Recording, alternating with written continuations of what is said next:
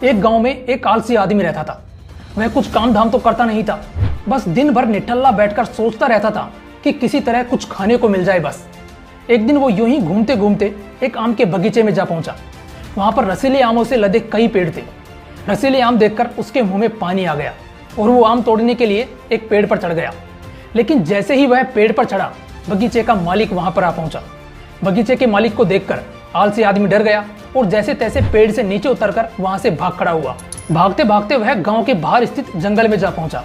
वो बुरी तरह से थक चुका था, इसलिए वो एक पेड़ के नीचे बैठकर आराम करने लगा। तभी उसकी नजर एक लोमड़ी पर पड़ी।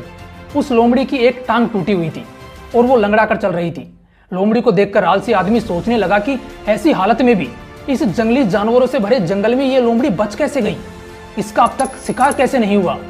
यही सोचता हुआ वो एक पेड़ पर चढ़ गया और वहां पर बैठकर देखने लगा कि अब इस लोमड़ी के साथ आगे क्या होगा। कुछ ही पल बीते थे कि पूरा जंगल शेर की भयंकर धाड़ से गूंज उठा, जिसे सुनकर सारे जानवर इधर उधर भागने लगे।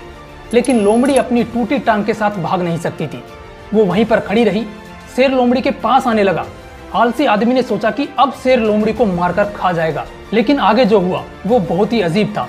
शेर लोमड़ी के पास पहुंचकर खड़ा हो गया। उसके मुंह में मांस का एक टुकड़ा था, जिसे उसने लोमड़ी के सामने गिरा दिया। लोमड़ी इत्मीनान से उस मांस के टुकड़े को खाने लगी। थोड़ी देर बाद शेर वहां से चला गया।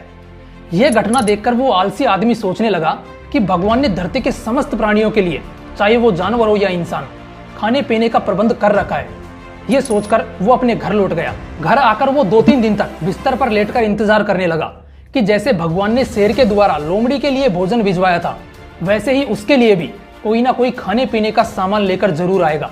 लेकिन ऐसा कुछ नहीं हुआ। भूख से उसकी हालत खराब होने लगी। आखिरकार उसे घर से बाहर निकलना ही पड़ा। घर के बाहर एक पेड़ के नीचे उसे एक बाबा बैठे हुए दिखाई दिए। वो उनके पास गया और जंगल का सारा किस्सा सुनाते हुए बोला, बाबा जी, भगवान मेरे साथ ही ऐसा क्यों कर रहे हैं? उनके पास जानवरों के लिए भोजन का प्रबंध है, लेकिन इंसानों के लिए क्यों नहीं है? बाबा जी ने उत्तर दिया, बेटा, ऐसी बात नहीं है। भगवान के पास सारे प्रबंध है, दूसरों की तरह तुम्हारे लिए भी हैं।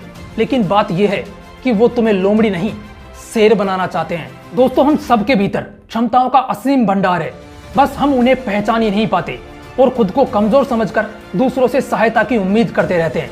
इसलिए खुद की क्षमता को पहचानिए, दूसरों की सहायता का इंतजार मत कीजिए। इतने सक्षम बनिए कि आप दूसरों की सहायता कर सकें। जय हिंद, वंदे मातरम।